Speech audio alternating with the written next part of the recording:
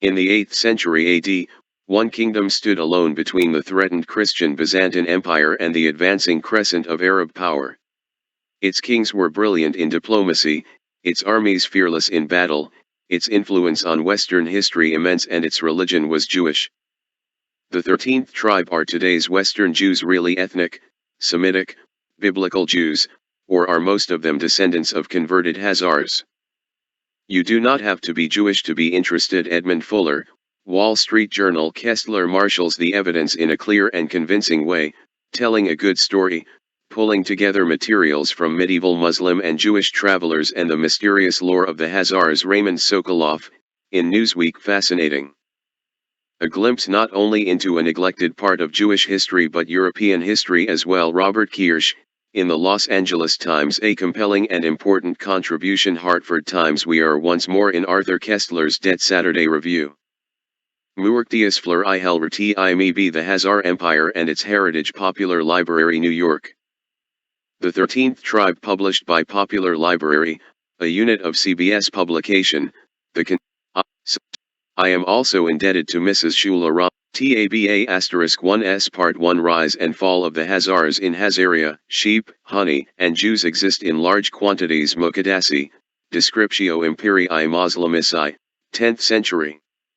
Rise I. About the time when Charlemagne was crowned Emperor of the West, the eastern confines of Europe between the Caucasus and the Volga were ruled by a Jewish state, known as the Hazar Empire. At the peak of its power, from the 7th to the 10th centuries AO, it played a significant part in shaping the destinies of medieval, and consequently of modern, Europe. The Byzantine emperor and historian, Constantine Porphyrogenitus, 913 to 959, must have been well aware of this when he recorded in his treatise on court protocol 1 that letters addressed to the Pope in Rome, and similarly those to the Emperor of the West, had a gold seal worth 2 solidi attached to them, whereas messages to the king of the Hazars displayed a seal worth 3 solidi. This was not flattery, but realpolitik. In the period with which we are concerned, wrote Barry, it is probable that the Khan of the Hazars was of little less importance in view of the imperial foreign policy than Charles the Great and his successors. 2. The country of the Hazars, a people of Turkish stock, occupied a strategic key position at the vital gateway between the Black Sea and the Caspian, 13, where the great eastern powers of the period confronted each other.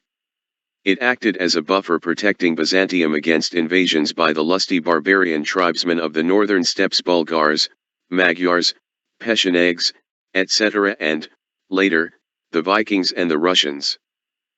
But equally, or even more important both from the point of view of Byzantine diplomacy and of European history, is the fact that the Hazar armies effectively blocked the Arab avalanche in its most devastating early stages, and thus prevented the Muslim conquest of Eastern Europe. Professor Dunlop of Columbia University, a leading authority on the history of the Hazars, has given a concise summary of this decisive yet virtually unknown episode. The Hazar country lay across the natural line of advance of the Arabs. Within a few years of the death of Muhammad, AD 632, the armies of the Caliphate, sweeping northward through the wreckage of 2 empires and carrying all before them, reached the great mountain barrier of the Caucasus. This barrier once passed, the road lay open to the lands of Eastern Europe. As it was, on the line of the Caucasus the Arabs met the forces of an organized military power which effectively prevented them from extending their conquests in this direction. The wars of the Arabs and the Hazars, which lasted more than 100 years, though little known, have thus considerable historical importance. The Franks of Charles Martel on the field of Tours turned the tide of Arab invasion. At about the same time the threat to Europe in the east was hardly less acute. The victorious Muslims were met and held by the forces of the Hazar kingdom. It can scarcely be doubted that but for the existence of the Hazars, the 13th tribe 15 in the region north of the Caucasus, Byzantium, the bulwark of European civilization in the east, would have found itself outflanked by the Arabs, and the history of Christendom and Islam might well have been very different from what we know. 8. It is perhaps not surprising, given these circumstances, that in 732 after a resounding Khazar victory over the Arabs the future Emperor Constantine V married a Khazar princess. In due time their son became the Emperor Leo IV, known as Leo the Khazar. Ironically, the last battle in the war, AD 737, ended in a Khazar defeat. But by that time the impetus of the Muslim Holy War was spent, the caliphate was rocked by internal dissensions, and the Arab invaders retraced their steps across the Caucasus without having gained a permanent foothold in the north, whereas the Khazars became more powerful than they had previously been. A few years later, probably at 740, the king, his court and the military ruling class embraced the Jewish faith, and Judaism became the state religion of the Khazars. No doubt their contemporaries were as astonished by this decision as modern scholars were when they came across the evidence in the Arab, Byzantine, Russian and Hebrew sources. One of the most recent comments is to be found in a work by the Hungarian Marxist historian Dr. Antal Bartha. His book on the Magyar society in the 8th and 9th centuries has several chapters on the Khazars, as during most of that period the Hungarians were ruled by them. Yet their conversion to Judaism is discussed in a single paragraph, with obvious embarrassment. It reads: "Our investigations cannot go into problems pertaining to the history of ideas, but we must call the reader's attention to the matter of the Khazar kingdom's state religion. It was the Jewish faith which became the official religion of the ruling strata of society. Needless to say, the acceptance of the Jewish faith as the state religion of an ethnically non-Jewish people could be the subject of interesting speculations. We shall, however, confine ourselves to the remark that this official conversion in defiance of Christian proselytizing by Byzantium, the Muslim influence from the East, and in spite of the political pressure of these two powers to a religion which had no support from any political power, but was persecuted by nearly all, has come as a surprise to all historians concerned with the Khazars, and cannot be considered as accidental, but must be regarded as a sign of the independent policy pursued by that kingdom, which leaves us only slightly more bewildered than before. Yet whereas the sources differ in minor detail, the major facts are beyond dispute. What is in dispute is the fate of the Jewish Khazars after the destruction of their empire, in the 12th or 13th century. On this problem the sources are scant, but various late medieval Khazar settlements are mentioned in the Crimea, in the Ukraine, in Hungary, Poland, and Lithuania. The general picture that emerges from these fragmentary pieces of information is that of the migration of Khazar tribes and communities into those regions of Eastern Europe, mainly Russia and Poland, where, at the dawn of the modern age, the greatest concentrations of Jews were found. This has led several historians to conjecture that a substantial the 13th tribe 17 part, and perhaps the majority of Eastern Jews and hence of world Jewry might be of Khazar, and not of Semitic origin. The far-reaching implications of this hypothesis may explain the great caution exercised by historians in approaching this subject if they do not avoid it altogether. Thus in the 1973 edition of the Encyclopaedia Judaica the article Khazars is signed by Dunlop, but there is a separate section dealing with Khazar Jews after the fall of the kingdom. Signed by the editors, and written with the obvious intent to avoid upsetting believers in the dogma of the chosen race, the Turkish-speaking Karaites Fa fundamentalist Jewish sect of the Crimea, Poland, and elsewhere have affirmed a connection with the Khazars, which is perhaps confirmed by evidence from folklore and anthropology as well as language. There seems to be a considerable amount of evidence attesting to the continued presence in Europe of descendants of the Khazars.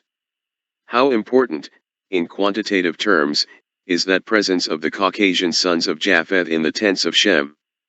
One of the most radical propounders of the hypothesis concerning the Khazar origins of Jewry is the professor of medieval Jewish history at Tel Aviv University, A.N. Polyak. His book Klamzaria, in Hebrew, was published in 1944 in Tel Aviv, and a second edition in 1951.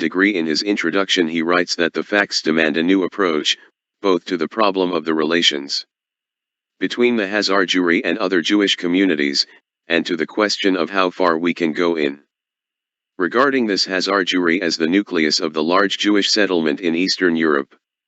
The descendants of this settlement, those who stayed where they were, those who emigrated to the United States and to other countries, and those who went to Israel, constitute now the large majority of world Jewry. This was written before the full extent of the Holocaust was known, but that does not alter the fact that the large majority of surviving Jews in the world is of Eastern European and thus perhaps mainly of Khazar origin.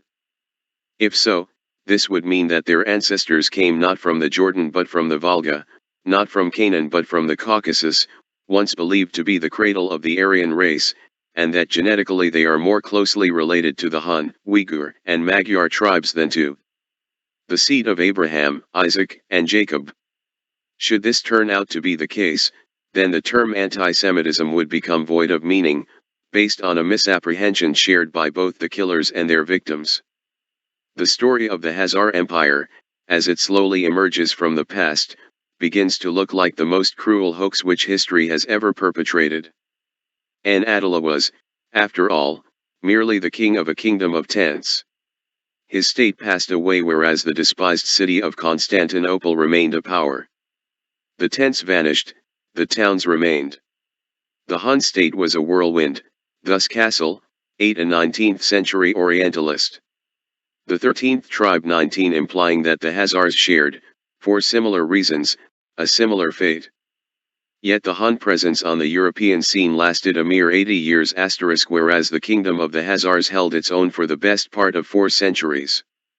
They too lived chiefly in tents, but they also had large urban settlements, and were in the process of transformation from a tribe of nomadic warriors into a nation of farmers, cattle breeders, fishermen, vine growers, traders, and skilled craftsmen. Soviet archaeologists have unearthed evidence for a relatively advanced civilization which was altogether different from the Hun whirlwind. They found the traces of villages extending over several miles, 7 with houses connected by galleries to huge katleshts, sheep pens, and stables. These measured 3-3 v x 10 to 14 meters and were supported by columns. 8 Some remaining ox bluffs showed remarkable craftsmanship, so did the preserved artifacts, buckles, clasps, ornamental saddle plates.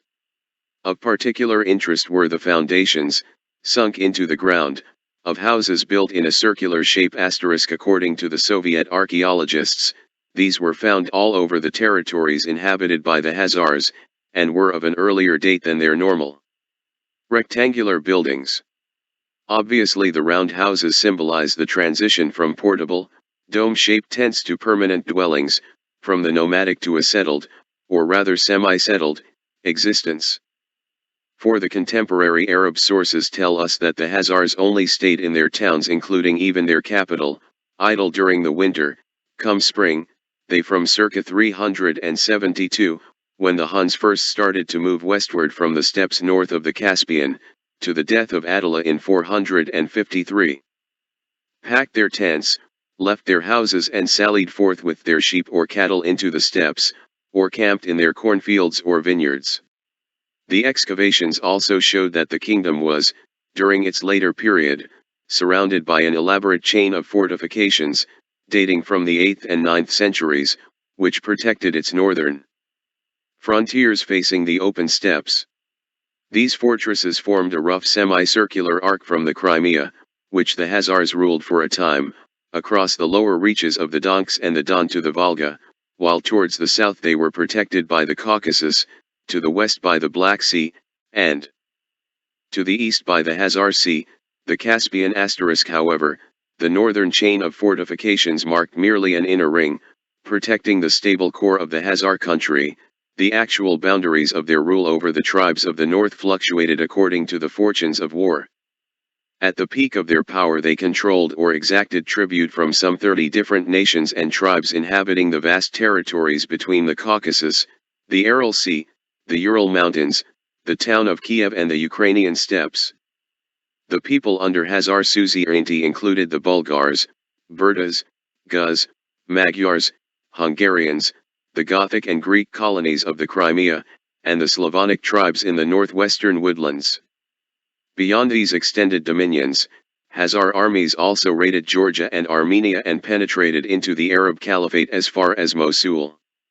To this day, the Muslims, recalling the Arab tenor of the Khazar raids, still call the Caspian, a sea as shifting as the nomads, and washing to their steppe land parts, Bahr al-Khazar. The Khazar Sea. W.E.O. Allen, A History of the Georgian People, London 1952 J. The 13th Tribe 21. In the words of the Soviet archaeologist M. I. Artemonov, 10 until the 9th century, the Khazars had no rivals to their supremacy in the regions north of the Black Sea and the adjoining steppe and forest regions of the Dnieper. The Khazars were the supreme masters of the southern half of Eastern Europe for a century and a half, and presented a mighty bulwark, blocking the Ural-Caspian gateway from Asia into Europe. During this whole period, they held back the onslaught of the nomadic tribes from the east. Taking a bird's-eye view of the history of the great nomadic empires of the east, the Khazar kingdom occupies an intermediary position in time, size, and degree of civilization between the Hun and Avar empires which preceded, and the Mongol Empire that succeeded it. But who were these remarkable people? Remarkable as much by their power and achievements as by their conversion to a religion of outcasts? The descriptions that have come down to us originate in hostile sources, and cannot be taken at face value.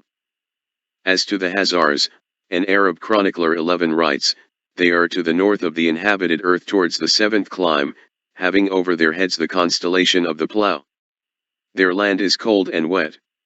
Accordingly their complexions are white, their eyes blue, their hair flowing and predominantly reddish, their bodies large and their natures cold.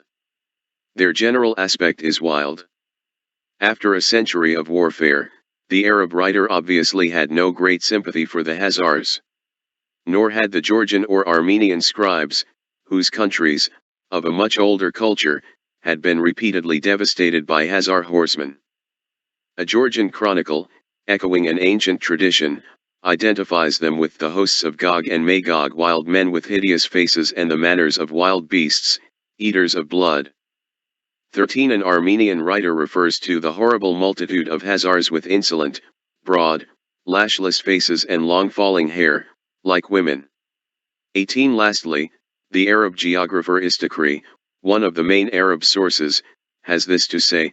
14. The Khazars do not resemble the Turks. They are black-haired, and are of two kinds, one called the Kara Khazars, black Khazars who are swarthy verging on deep black as if they were a kind of Indian, and a white kind AK Khazars, who are strikingly handsome. This is more flattering, but only adds to the confusion. For it was customary among Turkish peoples to refer to the ruling classes or clans as white, to the lower strata as black. Thus there is no reason to believe that the white Bulgars were whiter than the black Bulgars, or that the white Huns, the Eftaliks, who invaded India and Persia in the 5th and 6th centuries were of fairer skin than the other Hun tribes which invaded Europe. Istakri's black-skinned Khazars, as much else in his and his colleagues' writings, were based on hearsay and legend, and we are none the wiser regarding the Khazars' physical appearance, or their ethnic origins. The last question can only be answered in a vague and general way. But it is equally frustrating to inquire into the origins of the Huns, Alans, Avars, Bulgars, Magyars, Bashkirs, Burdas, Sabirs, the 13th tribe 23 Uyghurs, Sarigurs, Onogurs, Yutirs, Kutragurs, Tarniaks, Kotragars, Kabars, Zabenders, Pechenegs, Guz, Cumans, Kipchuks, and dozens of other tribes or people who at one time or another in the lifetime of the Khazar kingdom passed through the turnstiles of those migratory playgrounds. Even the Huns, of whom we know much more, are of uncertain origin. Their name is apparently derived from the Chinese Hainu, which designates warlike nomads in general, while other nations applied the name Hun in a similarly indiscriminate way to nomadic hordes of all kinds, including the white Huns mentioned above, the Sabirs, Magyars and Khazars * in the 1st century AD. The Chinese drove these disagreeable Hun neighbors westward, and thus started one of those periodic avalanches which swept for many centuries from Asia towards the west from the 5th century onward, many of these westward-bound tribes were called by the generic name of Turks. The term is also supposed to be of Chinese origin, apparently derived from the name of a hill, and was subsequently used to refer to all tribes who spoke languages with certain common characteristics, the Turkic language group. Thus the term Turk, in the sense in which it was used by medieval writers and often also by modern ethnologists, refers primarily to language and not to race. In this sense the Huns and Hazars were Turkic. It is amusing to note that while the British in World War I used the term Hun in the same pejorative sense, in my native Hungary school children were taught to look up to our glorious Hun forefathers with patriotic pride. An exclusive rowing club in Budapest was called Hunia, and Oerla is still a popular first name. People *** the Hazar language was supposedly a Chavash dialect of Turkish, which still survives in the autonomous Chavash Soviet Republic, between the Volga and the Sura. The Chavash people are actually believed to be descendants of the Bulgars, who spoke a dialect similar to the Hazars. But all these connections are rather tenuous, based on the more or less speculative deductions of Oriental philologists. All we can say with safety is that the Hazars were a Turkic tribe, who erupted from the Asian steppes, probably in the 5th century of our era. The origin of the name Hazar, and the modern derivations to which it gave rise, has also been the subject of much ingenious speculation. Most likely the word is derived from the Turkish root gaz, to wander, and simply means nomad. Of greater interest to the non-specialist are some alleged modern derivations from it, among them the Russian Cossack and the Hungarian Hussar, both signifying martial horseman, and also the German Ketzer heretic, i.e., Jew. If these derivations are correct, they would show that the Hazars had a considerable impact on the imagination of a variety of peoples in the Middle Ages. For some Persian and Arab chronicles provide an attractive combination of legend and gossip column. They may start with the creation and end with Bui not th Magyars, whose language belongs to the Finno-Ugrian language group. Hussar is probably derived via the Serbo-Croat from Greek references to Hazars. The 13th tribe 25 stop press tidbits. Thus Yaqubi, a 9th century Arab historian, traces the origin of the Hazars back to Japheth, third son of Noah. The Japheth motive recurs frequently in the literature, while other legends connect them with Abraham or Alexander the Great. One of the earliest factual references to the Hazars occurs in a Syriac chronicle by Zachariah Reader, dating from the middle of the 6th century. It mentions the Hazars in a list of people who inhabit the region of the Caucasus. Other sources indicate that they were already much in evidence a century earlier, and intimately connected with the Huns. In AD 448, the Byzantine Emperor Theodosius II sent an embassy to Attila which included a famed rhetorician by name of Priscus. He kept a minute account not only of the diplomatic negotiations, but also of the court intrigues and goings-on in Attila's sumptuous banqueting hall. He was in fact the perfect gossip columnist, and is still one of the main sources of information about Hun customs and habits. But Priscus also has anecdotes to tell about a people subject to the Huns whom he calls Akatsirs, that is, very likely, the Ak Hazars, or White Hazars, as distinct from the Black Kara Hazars. The Byzantine emperor, Priscus tells us, tried to win this warrior race over to his. It was actually written by an anonymous compiler and named after an earlier Greek historian whose work is summarized in the compilation. The Akatsirs are also mentioned as a nation of warriors by Jordanes, the great Goth historian, a century later, and the Sokal, geographer of Ravenna, expressly identifies them with the Hazars. This is accepted by most modem authorities. A notable exception was Marquardt, but see Dunlop's refutation of his views, Pt1, pages of KOESTLER, for instance, points out that Priscus's pronunciation and spelling follows the Armenian and Georgian, Hazar side, but the greedy Hazar chieftain, named Karidok, considered the bribe offered to him inadequate, and sided with the Huns. Attila defeated Karidok's rival chieftains, installed him as the sole ruler of the Akatsirs, and invited him to visit his court. Karidok thanked him profusely for the invitation, and went on to say that it would be too hard on a mortal man to look into the face of a god. For, as one cannot stare into the sun's disk, even less could one look into the face of the greatest god without suffering injury.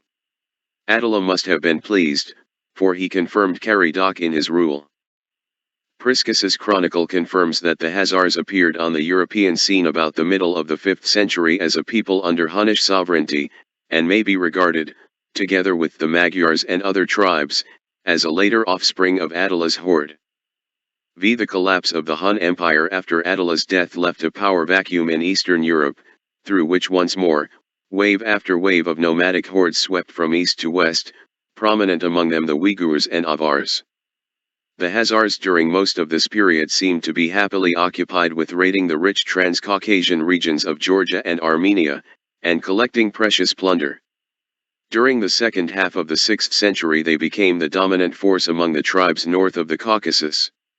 A number of these tribes, the Sabirs, Sarigurs, Samandars, Balanjars, etc., are from this date onward no longer mentioned by name in the 13th tribe 27 the sources, they had been subdued or absorbed by the Khazars. The toughest resistance, apparently, was offered by the powerful Bulgars. But they too were crushingly defeated, circa 641, and as a result the nation split into two. Some of them migrated westward to the Danube, into the region of modern Bulgaria, others northeastward to the middle Volga, the latter remaining under Khazar Zarainti. We shall frequently encounter both Danube Bulgars and Volga Bulgars in the course of this narrative. But before becoming a sovereign state, the Khazars still had to serve their apprenticeship under another short-lived power, the so-called West Turkish Empire, or Turkut Kingdom.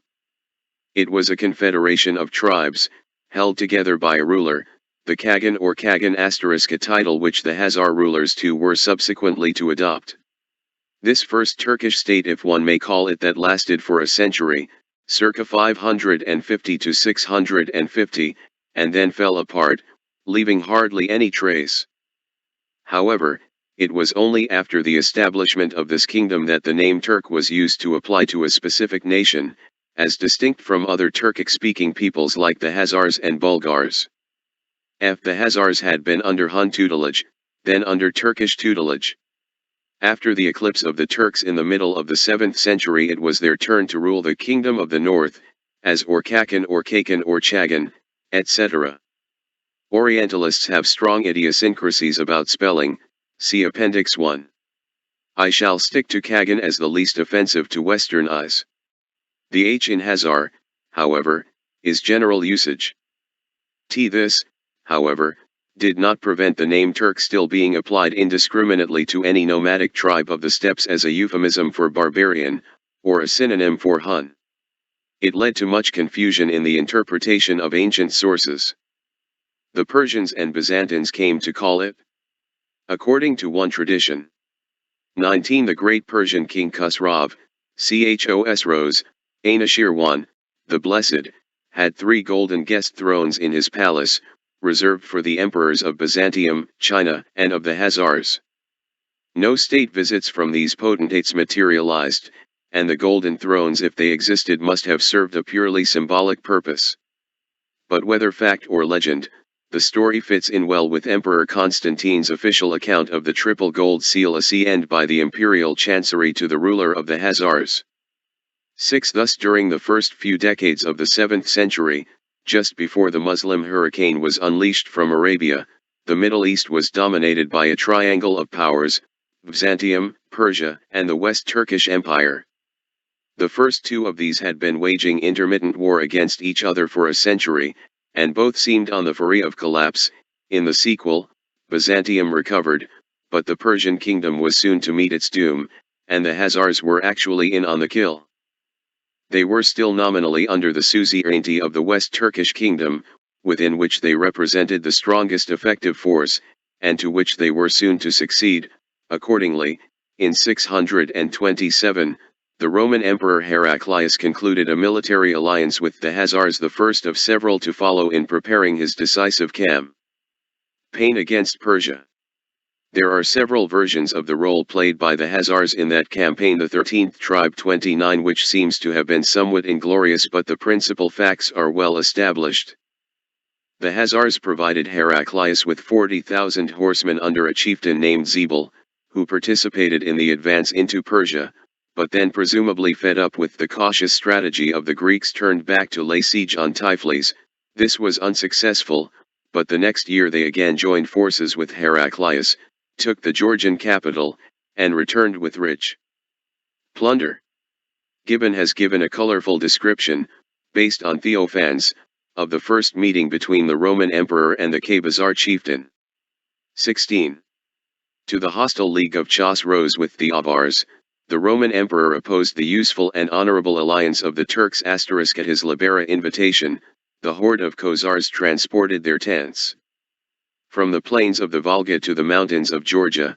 Heraclius received them in the neighborhood of Tiflis, and the Khan with his nobles dismounted from their horses, if we may credit the Greeks, and fell prostrate on the ground, to adore the purple of the Caesar.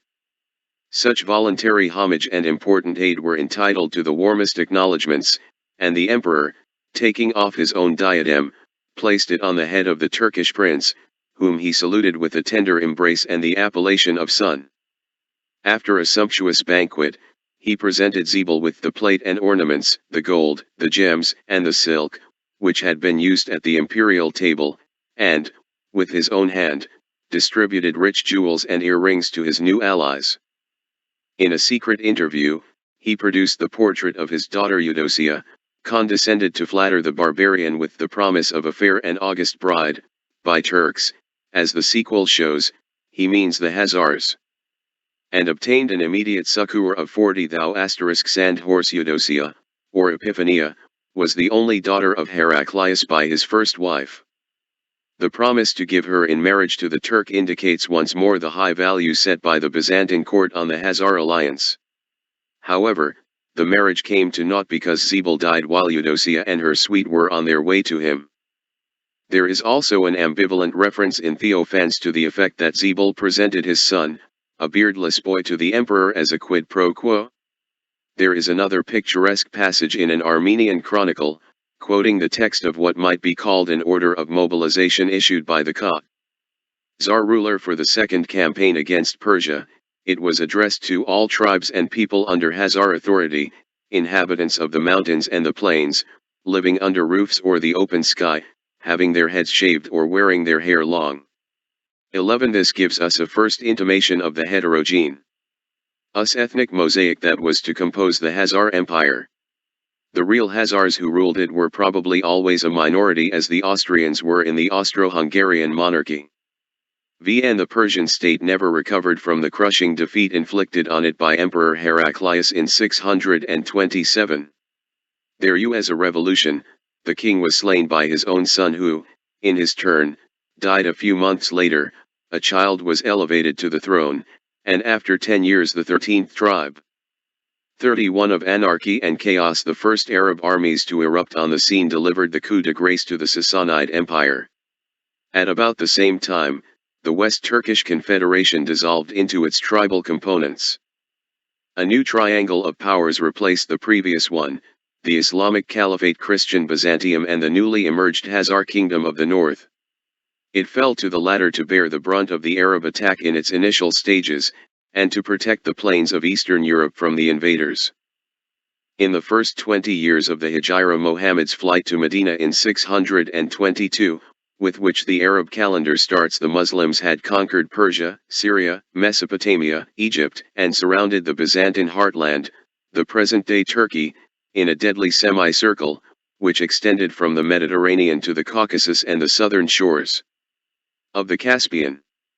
The Caucasus was a formidable natural obstacle, but no more forbidding than the Pyrenees, and it could be negotiated by the pass of Daridal * or bypassed through the defile of Darband, along the Caspian shore. This fortified defile, called by the Arabs Bab al-Abwab, the Gate of Gates, was a kind of historic turnstile through which the Hazars and other marauding tribes had from time immemorial attacked the countries of the south and retreated again. Now it was the turn of the Arabs. Between 642 and 652 they repeatedly broke through the Darband Gate and advanced deep into Hazaria, attempting to capture Balanjar, the nearest town, and thus secure a foothold on the European side of the Caucasus, now called the Kasbek Pass. They were beaten back on every occasion in this first phase of the Arab-Hazar War, the last time in 652, in a great battle in which both sides used artillery, catapults and ballistae. 4,000 Arabs were killed, including their commander, Abdul Rahman ibn Rabia. The rest fled in disorder across the mountains. For the next 30 or 40 years the Arabs did not attempt any further incursions into the Hazar stronghold. Their main attacks were now aimed at Byzantium.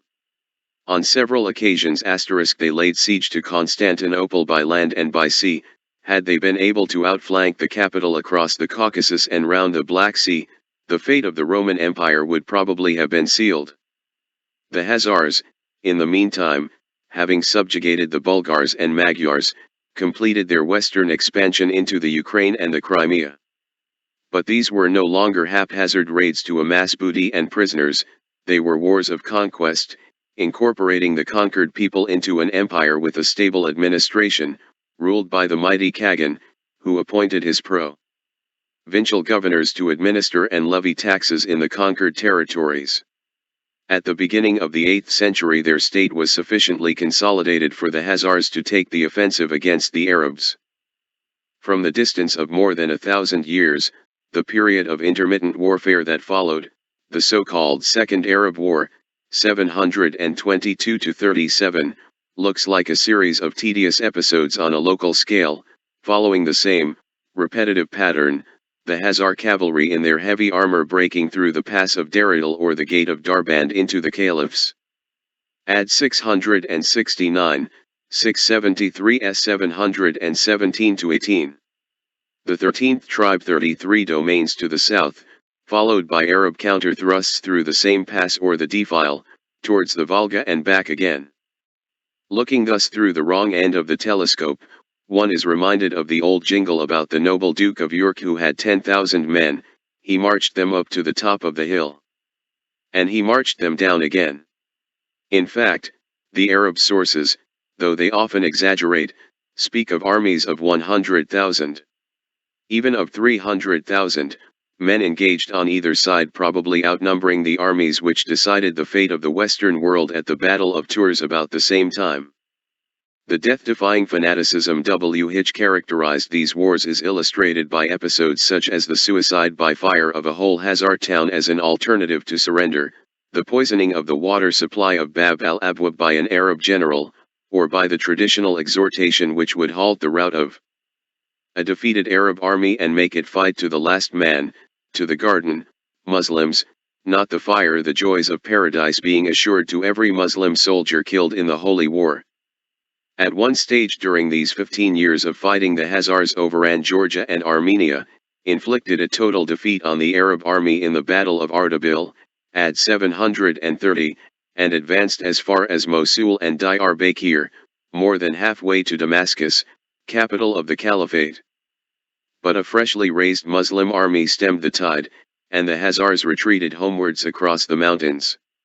The next year Maslama ibn Abd al-Malik, most famed Arab general of his time, who had formerly commanded the siege of Constantinople, took Balanjar and even got as far as Samandar, another large Hazar town further north. But once more the invaders were unable to establish a permanent garrison, and once more they were forced to retreat across the Caucasus. The sigh of relief experienced in the Roman Empire assumed a tangible form through another dynastic alliance, when the heir to the throne was married to a Hazar princess, whose son was to rule Byzantium as Leo the Hazar. The last Arab campaign was led by the future Caliph Marwan II, and ended in a Pyrrhic victory. Marwan made an offer of alliance to the Hazar Kagan, then attacked by surprise through both passes. The Hazar army, unable to recover from the initial shock, retreated as far as the Volga. The Kagan was forced to ask for terms. Marwan, in accordance with the routine followed in other conquered countries, requested the Kagan's conversion to the true faith. The Kagan complied, but his conversion to Islam must have been an act of lip service, for no more is heard of the episode in the Arab or Byzantine sources, in contrast to the lasting effects of the establishment of Judaism as the state religion, which took place a few years later. Content. With the results achieved, Marwan bid farewell to Hazaria and marched his army back to Transcaucasia without leaving any garrison, governor, or administrative apparatus behind. On the contrary, a short time later he requested terms for another alliance with the Hazars against the rebellious tribes of the south. It had been a narrow escape. The reasons which prompted Marwan's apparent magnanimity are a matter of conjecture, as so much else in this bizarre chapter of history. Perhaps the Arabs realized that the probable date for the conversion is around AD 740 see below. The 13th tribe 35, unlike the relatively civilized Persians, Armenians, or Georgians, these ferocious barbarians of the north could not be ruled by a Muslim puppet prince and a small garrison. Yet Marwan needed every man of his army to quell major rebellions in Syria and other parts of the Umayyad Caliphate, which was in the process of breaking up. Marwan himself was the chief commander in the civil wars that followed, and became in 744 the last of the Umayyad caliphs, only to be assassinated 6 years later when the caliphate passed to the Abbasid dynasty. Given this background, Marwan was simply not in a position to exhaust his resources by further wars with the Hazars. He had to content himself with teaching them a lesson which would deter them from further incursions across the Caucasus. Thus the gigantic Muslim pincer movement across the Pyrenees in the west and across the Caucasus into Eastern Europe was halted at both ends about the same time. As Charles Martel's Franks saved Gaul and Western Europe, so the Hazars saved the eastern approaches to the Volga, the Danube, and the East Roman Empire itself. On this point at least, the Soviet archaeologist and historian, Artemonov, and the American historian, Dunlop, are in full agreement. I have already quoted the latter to the effect that but for the Hazars, Byzantium, the bulwark of European civilization to the east, would have found itself outflanked by the Arabs, and that history might have taken a different course. Artemonov is of the same opinion. 18 Hazaria was the first feudal state in Eastern Europe, which ranked with the Byzantine Empire and the Arab Caliphate. It was only due to the powerful Hazar attacks, diverting the tide of the Arab armies to the Caucasus, that Byzantium withstood them. Lastly, the professor of Russian history in the University of Oxford, Dmitry Obolensky, 1 * the main contribution of the Hazars to world history was their success in holding the line of the Caucasus against the northward onslaught of the Arabs. Marwan was not only the last Arab general to attack the Hazars, he was also the last caliph to pursue an expansionist policy devoted, at least in theory, to the ideal of making Islam triumph all over the world. With the Abbasid caliphs the wars of conquest ceased, the revived influence of the old Persian culture created a mellower climate, and eventually gave rise to the splendors of Baghdad under Harun al-Rashid. During the long lull between the First and Second Arab Wars, the Hazars became involved in one of the more lurid episodes of Byzantine history, characteristic of the times, and of the role the Hazars played in it. In AD 685 Justinian II, Rhinoutmetus, became East Roman Emperor at the age of 16. Gibbon, in his inimitable way, has drawn the youth's portrait. 20 His passions were strong, his understanding was feeble, and he was intoxicated with a foolish pride. His favorite ministers were two beings the least susceptible of human sympathy, a eunuch and a monk. The former corrected the emperor's the 13th tribe 37 mother with a scourge, the latter suspended the insolvent tributaries, with their heads downwards, over a slow and smoky fire. After 10 years of intolerable misrule there was a revolution, and the new emperor, Leontius, ordered Justinian's mutilation and banishment. 31 The amputation of his nose, perhaps of his tongue, was imperfectly performed. The happy flexibility of the Greek language could impose the name of Rhinoutmetus, cut off nose, and the mutilated tyrant was banished to Chersoni in Crim Tartary, a lonely settlement where corn, wine, and oil were imported as foreign luxuries. During his exile in Cherson, Justinian kept plotting to regain his throne. After 3 years he saw his chances improving when, back in Byzantium, Leontius was dethroned and also had his nose cut off. Justinian escaped from Cherson into the Khazar-ruled town of Doros in the Crimea and had a meeting with the Khagan of the Khazars, King Bizur, or Bizir. The Khagan must have welcomed the opportunity of putting his fingers into the rich pie of Byzantine dynastic policies, for he formed an alliance with Justinian and gave him his sister in marriage. This sister, who was baptized by the name of Theodora, and later duly crowned, seemed to have been the only decent person in the series of sordid. The treatment meted out to Justinian was actually regarded as an act of leniency. The general tendency of the period was to humanize the criminal law by substituting mutilation for capital punishment, amputation of the hand, for thefts, or nose, fornication, etc., being the most frequent form. Byzantine rulers were also given to the practice of blinding dangerous rivals, while magnanimously sparing their lives. Intrigues, and to bear genuine love for her noseless husband, who was still only in his early 30s. The couple and their band of followers were now moved to the town of Phanagoria, the present Taman, on the eastern shore of the Strait of Kerch, which had a Khazar governor. Here they made preparations for the invasion of Byzantium with the aid of the Khazar armies which King Bizur apparently promised. But the envoys of the new emperor, Tiberius III, persuaded Bizur to change his mind, by offering him a rich reward in gold if he delivered Justinian, dead or alive, to the Byzantines. King Bizur accordingly gave orders to 2 of his henchmen, named Pt1 and Baljitra, to assassinate his brother-in-law. But faithful Theodora got wind of the plot and warned her husband. Justinian invited Pt1 and Baljitra separately to his quarters, and strangled each in turn with a cord. Then he took ship, sailed across the Black Sea into the Danube estuary, and made a new alliance with a powerful Bulgar tribe. Their king, Terboles, proved for the time being more reliable than the Khazar Khagan, for in 704 he provided Justinian with 15,000 horsemen to attack Constantinople. The Byzantines had, after 10 years, either forgotten the darker sides of Justinian's former rule, or else found their present ruler even more intolerable, for they promptly rose against Tiberius and reinstated Justinian on the throne. The Bulgar king was rewarded with a heap of gold coin which he measured with his Scythian whip and went home, only to get involved in a new war against Byzantium a few years later. Justinian's second reign, 704-711, proved even worse than the first.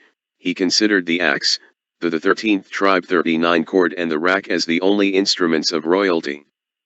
22 He became mentally unbalanced, obsessed with hatred against the inhabitants of Cherson, where he had spent most of the bitter years of his exile, and sent an expedition against the town. Some of Cherson's leading citizens were burnt alive, others drowned, and many prisoners taken, but this was not enough to assuage Justinian's lust for revenge, for he sent a second expedition with orders to raze the city to the ground.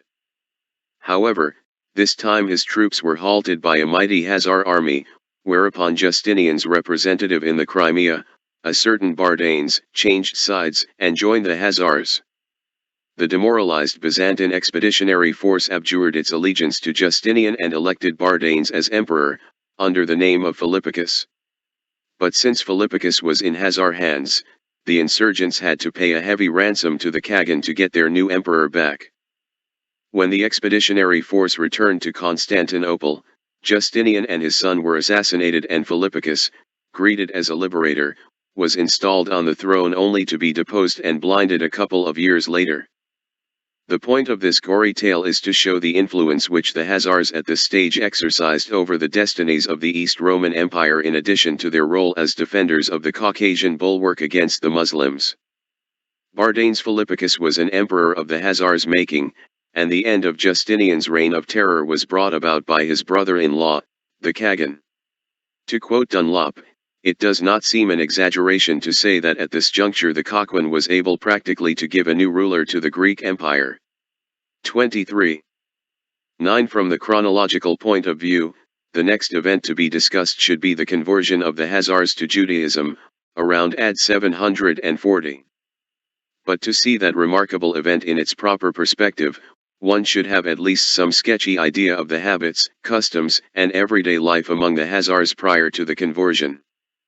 Alas, we have no lively eyewitness reports, such as Priscus's description of Attila's court. What we do have are mainly second-hand accounts and compilations by Byzantine and Arab chroniclers, which are rather schematic and fragmentary with two exceptions. One is a letter, purportedly from a Hazar king, to be discussed in Chapter 2, the other is a travelogue by an observant Arab traveler, Ibn Fadlan, who like Priscus was a member of a diplomatic mission from a civilized court to the barbarians of the north. The court was that of the Caliph al-Mu'tadir, and the diplomatic mission traveled from Baghdad through Persia and Bokhara to the land of the Volga Bulgars. The official pretext for this grandiose expedition was a letter of invitation from the Bulgar king, who asked the Caliph, a. for religious instructors to convert his people to Islam, and b. to build him a fortress which would enable him to defy his overlord, the king of the Hazars. The invitation, which was no doubt prearranged by earlier diplomatic contacts, also provided an opportunity to create goodwill among the various Turkish tribes inhabiting territories through which the mission had to the 13th tribe 41 pass, by preaching the message of the Quran and distributing huge amounts of gold bakshish. The opening paragraphs of our traveler's account read: This is the book of Ahmed Ibn Fadlan Ibn al-Abbas. Ibn Razid, Ibn Hamid, an official in the service of General Muhammad Ibn Sulayman, the ambassador of Caliph al-Mu'tadir to the king of the Bulgars, in which he relates what he saw in the land of the Turks, the Hazars, the Rus, the Bulgars, the Bashkirs and others, their varied kinds of religion, the histories of their kings, and their conduct in many walks of life. The letter of the king of the Bulgars reached the commander of the faithful, al-Mu'tadir. He asked him therein to send him someone to give him religious instruction and acquaint him with the law of Islam, to build him a mosque and a pulpit so that he may carry out his mission of converting the people all over his country. He also entreated the Caliph to build him a fortress to defend himself against hostile kings. Everything that the king asked for was granted by the Caliph. I was chosen to read the Caliph's message to the king, to hand over the gifts the Caliph sent him, and to supervise the work of the teachers and interpreters of the law. There follow some details about the financing of the mission and names of participants. And so we started on Thursday the 11th Safar of the year 309 June 21st, at 921 from the city of Peace Baghdad, capital of the Caliphate. The following quotations are based on Zelri Valid. Togen's German translation of the Arabic text and the English translation of extracts by Blake and Fry, both slightly paraphrased in the interest of readability. Phi.e, as later passages show, the king of the Hazars. The date of the expedition, it will be noted, is much later than the events described in the previous section. But as far as the customs and institutions of the Hazars' pagan neighbors are concerned, this probably makes not much difference, and the glimpses we get of the life of these nomadic tribes convey at least some idea of what life among the Hazars may have been during that earlier period before the conversion, when they adhered to a form of shamanism similar to that still practiced by their neighbors in Ibn Fadlan's time. The progress of the mission was slow and apparently uneventful until they reached Khwarezm, the border province of the Caliphate south of the Sea of Aral. Here the governor in charge of the province tried to stop them from proceeding further by arguing that between his country and the kingdom of the Bulgars there were 1,000 tribes of disbelievers who were sure to kill them. In fact, his attempts to disregard the caliph's instructions to let the mission pass might have been due to other motives.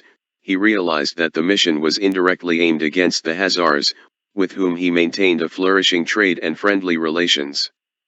In the end, however, he had to give in, and the mission was allowed to proceed to Gurianjay on the estuary of the Amu Darya. Here they hibernated for 3 months, because of the intense cold, a factor which looms large in many Arab travelers' tales. The river was frozen for 3 months. We looked at the landscape and thought that the gates of the cold hell had been opened for us. Verily I saw that the marketplace and the streets were totally empty because of the cold. Once, When I came out of the 13th tribe 43 the bath and got home, I saw that my beard had frozen into a lump of ice, and I had to thaw it in front of the fire. I stayed for some days in a house which was inside of another house compound, and in which there stood a Turkish felt tent, and I lay inside the tent wrapped in clothes and furs, but nevertheless my cheeks often froze to the cushion. Around the middle of February the thaw set in. The mission arranged to join a mighty caravan of 5,000 men and 3,000 pack animals to cross the northern steppes, and bought the necessary supplies, camels, skin boats made of camel hides for crossing rivers, bread, millet, and spiced meat for 3 months.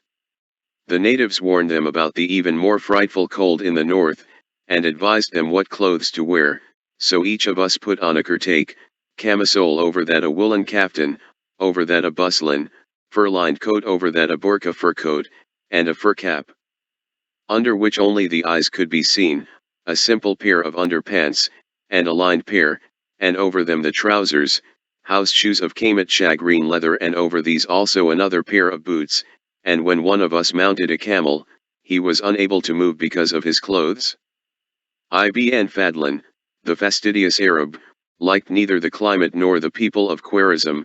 They are, in respect of their language and constitution, the most repulsive of men.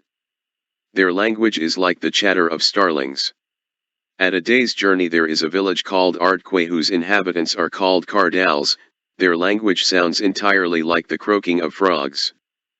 44 Arthur Koestler. They left on March 3 and stopped for the night in a caravanserai called Zamgan, the gateway to the territory of the Guz Turks. From here onward the mission was in foreign land, entrusting our fate to the all-powerful and exalted God. During one of the frequent snowstorms, Ibn Fadlan rode next to a Turk, who complained, "What does the ruler want from us? He is killing us with cold. If we knew what he wants we would give it to him." Ibn Fadlan, "All he wants is that you people should say, 'There is no God save Allah.'" The Turk laughed, "If we knew that it is so, we should say so." There are many such incidents, which Ibn Fadlan reports without appreciating the independence of mind which they reflect. Nor did the envoy of the Baghdad court appreciate the nomadic tribesman's fundamental contempt for authority. The following episode also occurred in the country of the powerful Guz Turks, who paid tribute to the Hazars and, according to some sources, were closely related to them. 84 The next morning one of the Turks met us. He was ugly in build, dirty in appearance, contemptible in manners, base in nature, and we were moving through a heavy rain. Then he said, "Halt." Then the whole caravan of 3,000 animals and 5,000 men halted. Then he said, "Not a single one of you is allowed to go on." We halted then, obeying his orders. Then we said to him, "We are friends of the Kudarkan viceroy." He began to laugh and said, "Who is the Kudarkan?" I shit on his beard. Then he said, "Bread." I gave him a few loaves of bread. He obviously the leaders of the great caravan had to avoid at all costs a conflict with the Guz tribesmen. The 13th Trib 45 took them and said, "Continue your journey, I have taken pity on you." The democratic methods of the Guz, practiced when a decision had to be taken, were even more bewildering to the representative of an authoritarian theocracy. They are nomads and have houses of felt. They stay for a while in one place and then move on. One can see their tents dispersed here and there all over the place according to nomadic custom. Although they lead a hard life, they behave like donkeys that have lost their way. They have no religion which would link them to God, nor are they guided by reason. They do not worship anything. Instead, they call their headmen lords. When one of them consults his chieftain, he asks, "O Lord, what shall I do in this or that matter?" The course of action they adopt is to decide by taking counsel among themselves, but when they have decided on a measure and are ready to carry it through, even the humblest and lowliest among them can come and disrupt that decision. The sexual mores of the Guz and other tribes were a remarkable mixture of liberalism and savagery. Their women wear no veils in the presence of their men or strangers. nor do the women cover any parts of their bodies in the presence of people. One day we stayed at the place of a guz and were sitting around, his wife was also present. As we conversed, the woman uncovered her private parts and scratched them, and we all saw it. Thereupon we covered our faces and said, "May God forgive me." The husband laughed and said to the interpreter, "Tell them we uncover it in your presence so that you may see and restrain yourselves, but it cannot be attained. This is better than when it is covered up and yet attainable." Adultery is alien to them, yet when they discover that someone is an adulterer they split him in two halves. This they do by bringing together the branches of two trees, tie him to the branches and then let both trees go, so that the man tied to them is torn in two. He does not say whether the same punishment was meted out to the guilty woman. Later on, when talking about the Volga Bulgars, he describes an equally savage method of splitting adulterers into two, applied to both men and women. Yet, he notes with astonishment, Bulgars of both sexes swim naked in their rivers, and have as little bodily shame as the Guz. As for homosexuality, which in Arab countries was taken as a matter of course, Ibn Fadlan says that it is regarded by the Turks as a terrible sin. But in the only episode he relates to prove his point, the seducer of a beardless youth gets away with a fine of 400 sheep. Accustomed to the splendid baths of Baghdad, our traveler could not get over the dirtiness of the Turks. The Guz do not wash themselves after defecating or urinating, nor do they bathe after seminal pollution or on other occasions. They refuse to have anything to do with water, particularly in winter. When the Guz commander-in-chief took off his luxurious coat of brocade to don a new coat the mission had brought him, they saw that his underclothes were fraying apart from dirt, for it is their custom never to take off the garment they, the 13th tribe 47, wear close to their bodies until it disintegrates. Another Turkish tribe, the Bashkirs, shave their beards and eat their lice. They search the folds of their undergarments and crack the lice with their teeth. When Ibn Fadlan watched a Bashkir do this, the latter remarked to him, "They are delicious." In all, it is not an engaging picture. Our fastidious traveler's contempt for the barbarians was profound. But it was only aroused by their uncleanliness and what he considered as indecent exposure of the body. The savagery of their punishments and sacrificial rites leave him quite indifferent. Thus he describes the Bulgars' punishment for manslaughter with detached interest, without his otherwise frequent expressions of indignation. They make for him the delinquent a box of birchwood, put him inside, nail the lid on the box, put 3 loaves of bread and a can of water beside it, and suspend the box between 2 tow poles, saying, "We have put him between heaven and earth, that he may be exposed to the sun and the rain, and that the deity may perhaps forgive him." And so he remains suspended until time lets him decay and the winds blow him away. He also describes, with similar aloofness, the funeral sacrifice of hundreds of horses and herds of other animals, and the gruesome ritual killing of a Rus * slave girl at her master's bier. About pagan religions he has little to say. But the Bashkir's phallus cult arouses his interest, for he asks through his interpreter one of the natives the reason for his worshipping a wooden penis, and Rus, the Viking founders of the early Russian settlements, see below, Chapter 3. Notes down his reply, "Because I issued from something similar and know of no other creator who made me." He then adds that some of them, the Bashkirs, believe in 12 deities, a god for winter, another for summer, one for the rain, one for the wind, one for the trees, one for men, one for the horse, one for water, one for the night, one for the day, a god of death, and one for the earth, while that God who dwells in the sky is the greatest among them, but takes counsel with the others, and thus all are contented with each other's doings. We have seen a group among them which worships snakes, and a group which worships fish, and a group which worships cranes. At Pung, the Volga Bulgars, Ibn Fadlan found a strange custom. When they observe a man who excels through quick witness and knowledge, they say, "For this one it is more befitting to serve our Lord." They seize him, put a rope round his neck and hang him on a tree, where he is left until he rots away. Commenting on this passage, the Turkish Orientalist Zeki Vajidi Togan, undisputed authority on Ibn Fadlan and his times, has this to say: *3 There is nothing mysterious about the cruel treatment meted out by the Bulgars to people who were overly clever. It was based on the simple, sober reasoning of the average citizens who wanted only to lead what they considered to be a normal life, and to avoid any risk or adventure into which the genius might lead them. He then quotes a Tartar proverb: if you know too much, they will hang you, and if you are too modest, they will trample on you. He, the 13th tribe 49, concludes that the victim should not be regarded simply as a learned person, but as an unruly genius, one who is too clever by half-star. This leads one to believe that the custom should be regarded as a measure of social defense against change, a punishment of nonconformists and potential innovators. But a few lines further down he gives a different interpretation. Ibn Fadlan describes not the simple murder of two clever people, but one of their pagan customs.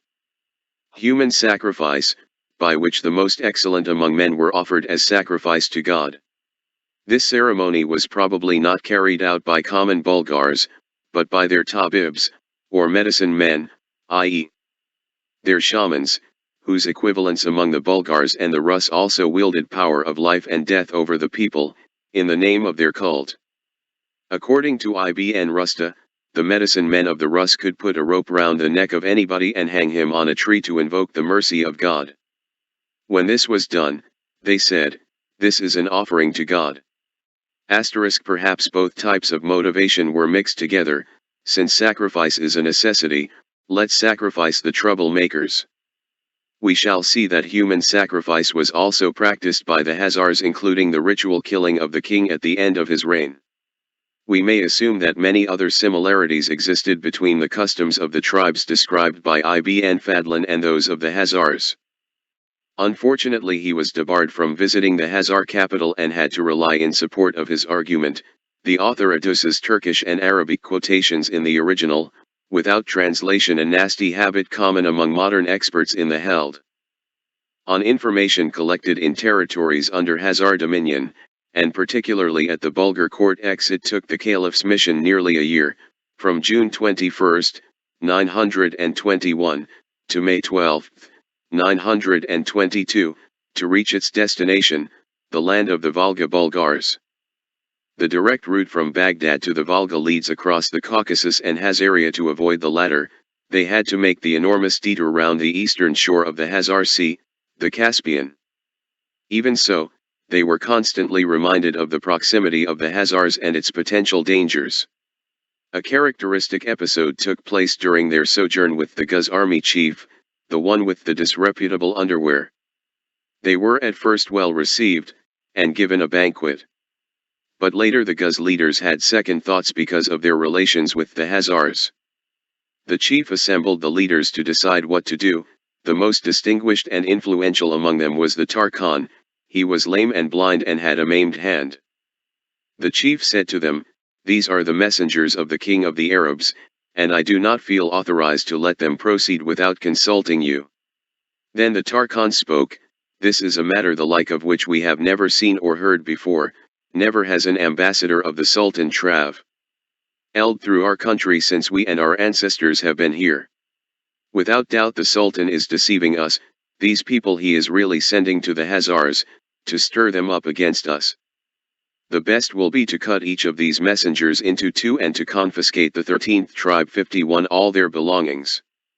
Another one said, "No, we should take their belongings and let them run back naked whence they came."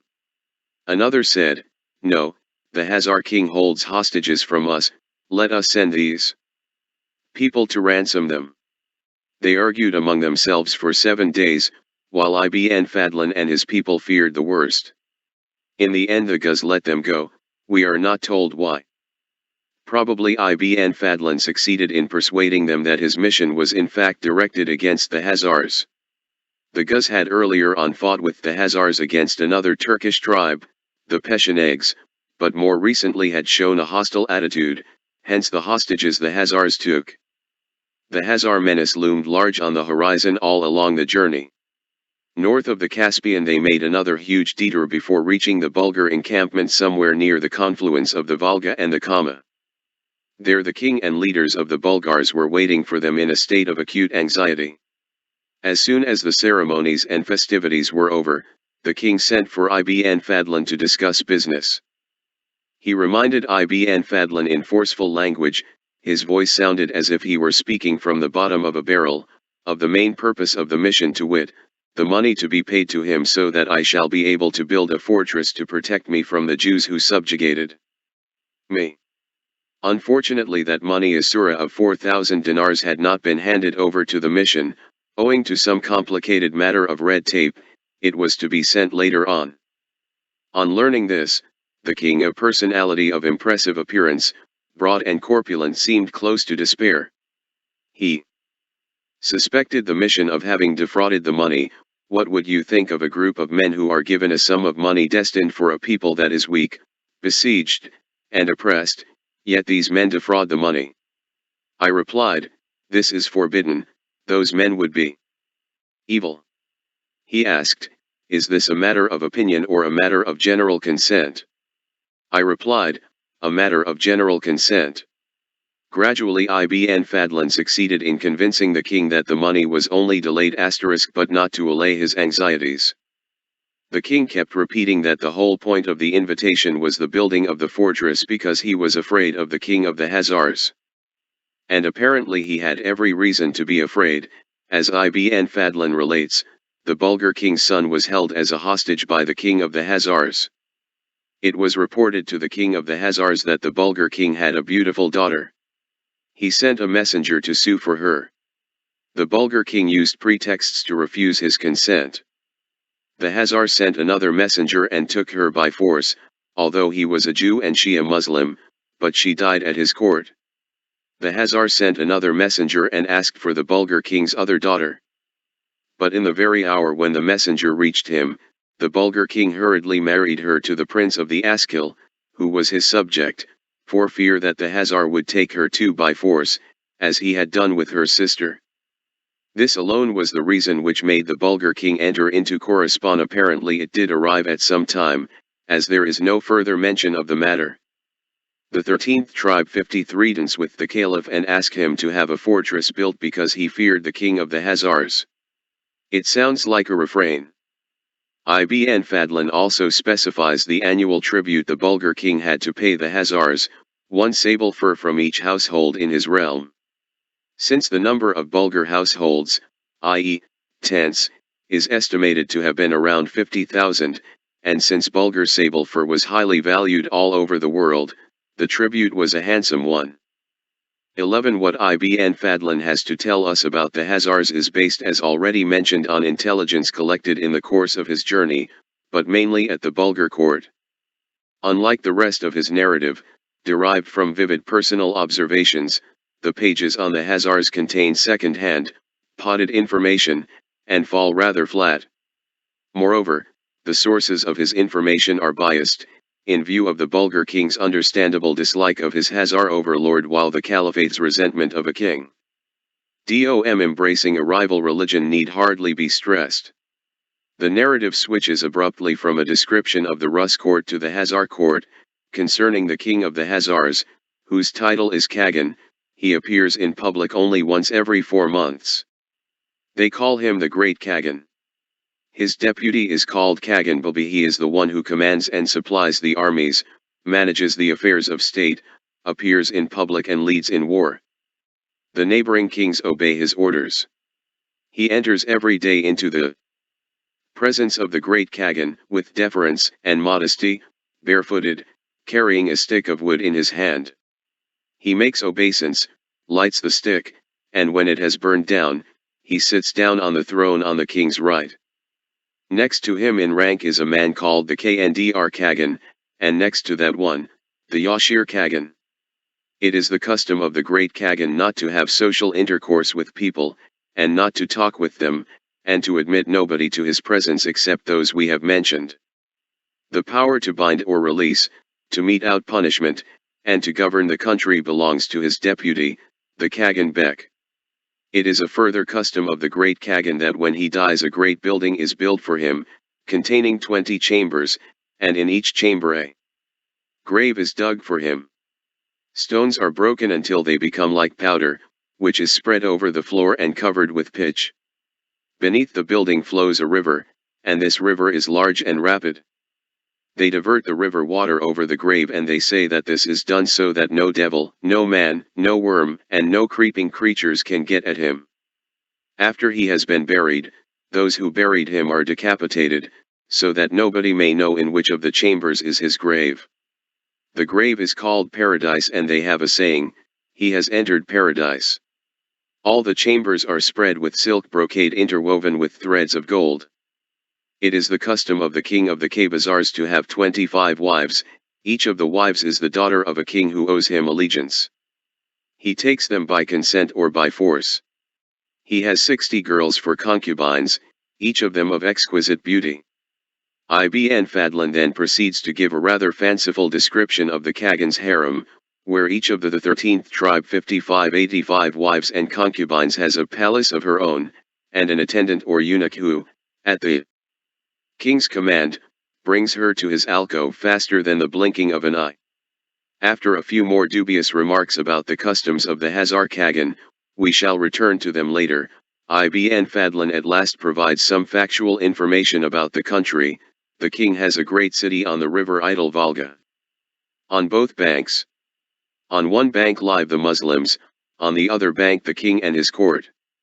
The Muslims are governed by one of the king's officials who is himself a Muslim. The lawsuits of the Muslims living in the Hazar capital and of visiting merchants from abroad are looked after by that official. Nobody else meddles in their affairs or sits in judgment over them. Ibn Fadlan's travel report, as far as it is preserved, ends with the words, "The Hazars and their king are all Jews. The Bulgars and all their neighbors are subject to him. They treat him with worshipful obedience.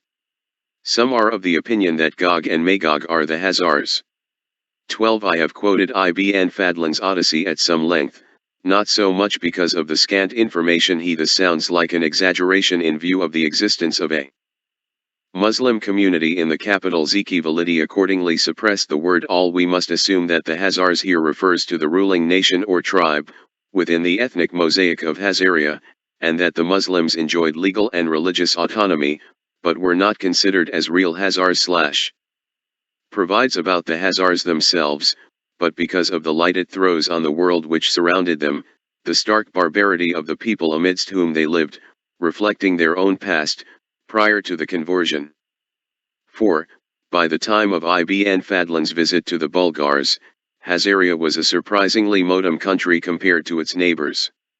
The contrast is evidenced by the reports of other Arab historians *, and is present on every level, from housing to the administration of justice. The Bulgars still live exclusively in tents, including the king, although the royal tent is very large, holding 1,000 people or more. 2. Registered on the other band, the Hazar Kagan inhabits a castle built of burnt brick. His ladies are said to inhabit palaces with roofs of teak. 27. And the Muslims have several mosques, among them one whose minaret rises above the royal castle. 2. In the fertile regions, their farms and cultivated areas stretched out continuously over 60 or 70 miles. They also had extensive vineyards. Thus Ibn Hawkal, in KOESTLER Hazaria there is a certain city called Asmad Samandar which has so many orchards and gardens that from Darban to Sarir the whole country is covered with gardens and plantations belonging to the city. It is said that there are about 40,000 of them. Many of these produce grapes. 29. The region north of the Caucasus was extremely fertile. In AD 968 Ibn Hawkal met a man who had visited it after a Russian raid. He said there is not a pittance left for the poor in any vineyard or garden, not a leaf on the following pages are based on the works of Istakri, Al-Masyudi, Ibn Rusta and Ibn Hawkal, see Appendix 2. The 13th tribe 57 Ba. But owing to the excellence of their land and the abundance of its produce it will not take 3 years until it becomes again what it was. Caucasian wine is still a delight, consumed in vast quantities in the Soviet Union. However, the royal treasury's main source of income was foreign trade. The sheer volume of the trading caravans plying their way between Central Asia and the Volga-Ural region is indicated by Ibn Fadian. We remember that the caravan his mission joined at Gurganjay consisted of 5,000 men and 3,000 pack animals. Making due allowance for exaggeration, it must still have been a mighty caravan, and we do not know how many of these were at any time on the move, nor what goods they transported, although textiles, dried fruit, honey, wax, and spices seem to have played an important part. A second major trade route led across the Caucasus to Armenia, Georgia, Persia, and Byzantium. A third consisted of the increasing traffic of Rus merchant fleets down the Volga to the eastern shores of the Khazar Sea, carrying mainly precious furs much in demand among the Muslim aristocracy, and slaves from the north, sold at the slave market of Idil. On all these transit goods, including the slaves, the Khazar ruler levied a tax of 10%, adding to this the tribute paid by Bulgars, Magyars, Burtas, and so on. One realizes that Khazaria was a prosperous country, but also that its prosperity depended to a large extent on its military power, and the prestige it conveyed on its tax collectors and customs officials.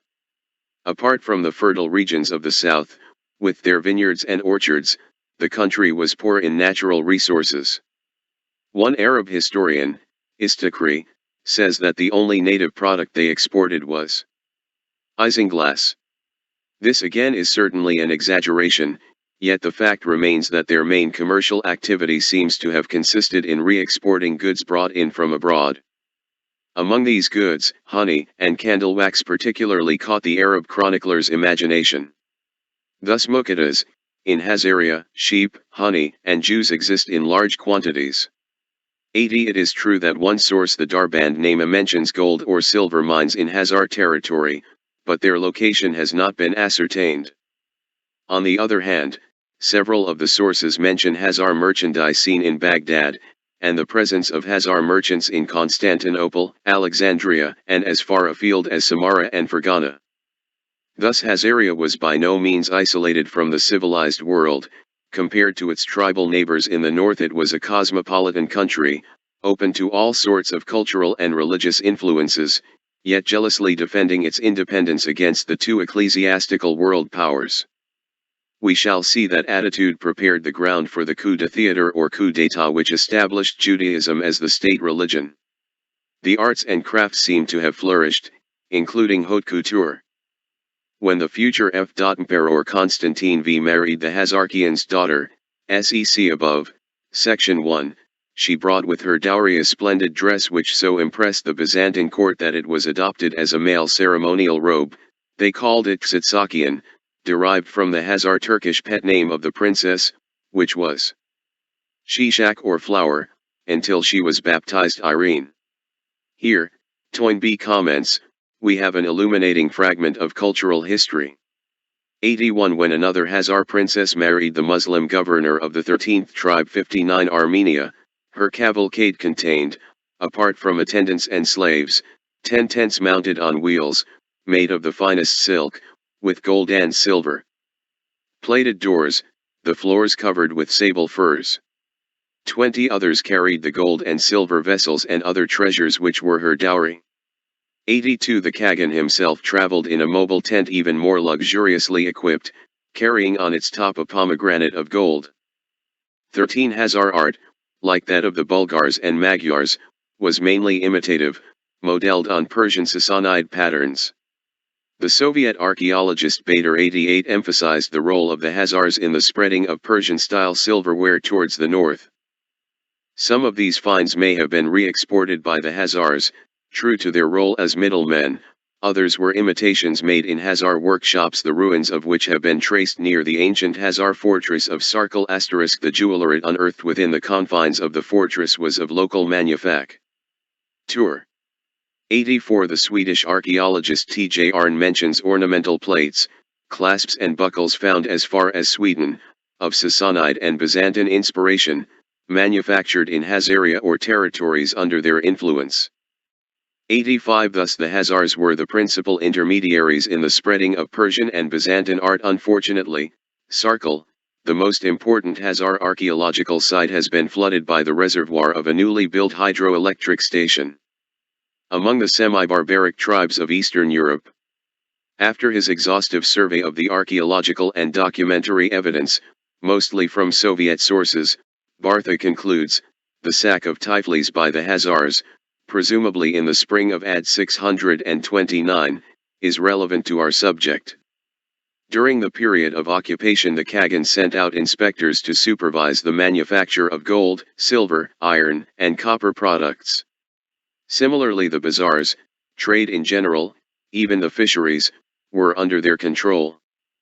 Thus, in the course of their incessant Caucasian campaigns during the 7th century, the Khazars made contact with a culture which had grown out of the Persian Sassanid tradition.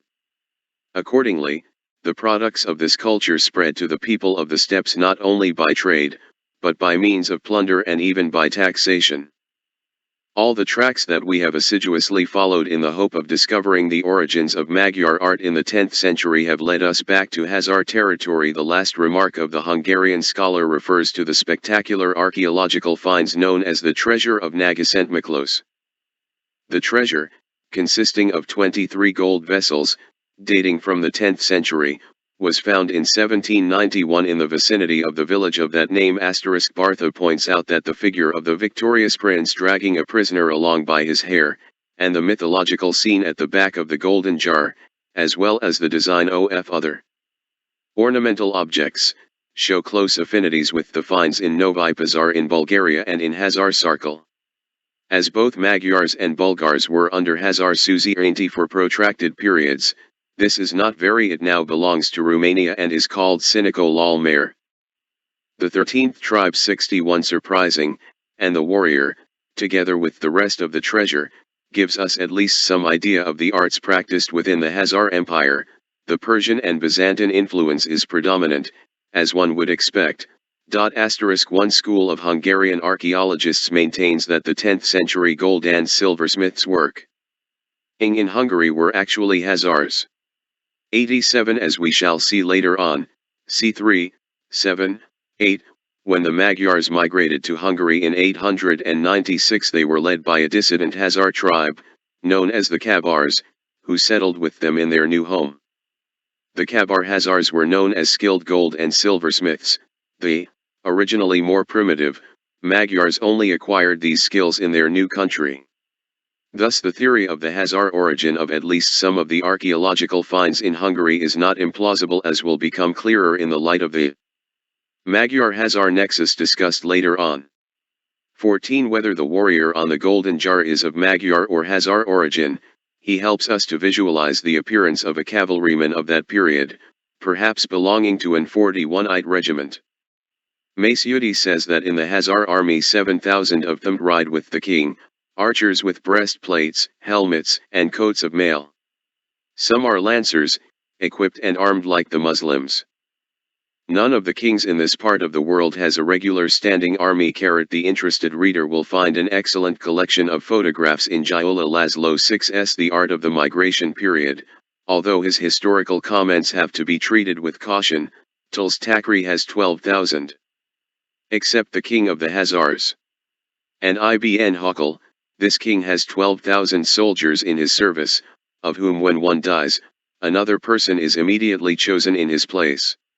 Here we have another important clue to the Khazar dominance, a permanent professional army, with a Praetorian Guard which, in peacetime, effectively controlled the ethnic patchwork, and in times of war served as a hardcore for the armed horde, which, as we have seen, may have swollen at times to 100,000 or more. 15 The capital of this motley empire was at first probably the fortress of Balanjar in the northern foothills of the Caucasus. After the Arab raids in the 8th century it was transferred to Samandar. According to Maciudi, the royal army consisted of Muslims who immigrated from the neighborhood of Khwarezm. Long ago, after the Aparna of Islam, there was war and pestilence in their territory, and they repaired to the Khazar king. When the king of the Khazars is at war with the Muslims, they have a separate place in his army and do not fight the people of their own faith. That the army consisted of Muslims is of course an exaggeration, contradicted by Masyudi himself a few lines later, where B speaks of the Muslim contingent having a separate place in the Hazar army. Abio, Ibn Hawkal says that the king has in his train 4,000 Muslims and this king has 12,000 soldiers in his service. The Quartzmians probably formed a kind of Swiss guard within the army, and their compatriots talk of hostages, see above, section 10, may refer to them. Vice versa, the Byzantine Emperor Constantine Porphyrogenitus had a corps of Hazar guardsmen stationed at the gates of his palace. This was a privilege dearly bought. These guards were so well remunerated that they had to purchase their posts for considerable sums, on which their salaries represented an annuity varying from about 2.25 to 4 per cent. Constantine, De Ceremonus, pages 692 to 3. For example, a Hazar who received £7.4s had paid for enrollment £302.8s. Berry, p. 228n, the 13th tribe 63, western shore of the Caspian, and lastly to Idle in the estuary of the Volga. We have several descriptions of Idle, which are fairly consistent with each other. It was a twin city, built on both sides of the river. The eastern half was called Hazaran, the western half Idle *. The two were connected by a pontoon bridge. The western half was surrounded by a fortified wall, built of brick. It contained the palaces and courts of the Kagan and the Bek, the habitations of their attendants, and of the purebred Hazars. The wall had 4 gates, one of them facing the river. Across the river, on the east bank, lived the Muslims and idol worshippers. 88. This part also housed the mosques, markets, baths, and other public amenities. Several Arab writers were impressed by the number of mosques in the Muslim quarter and the height of the principal minaret. They also kept stressing the autonomy enjoyed by the Muslim courts and clergy. Here is what al-Masyudi, known as the Herodotus among the Arabs, has to say on this subject in his oft-quoted work Meadows of Gold Mines and Precious Stones. The custom in the Hazar capital is to have 7 judges.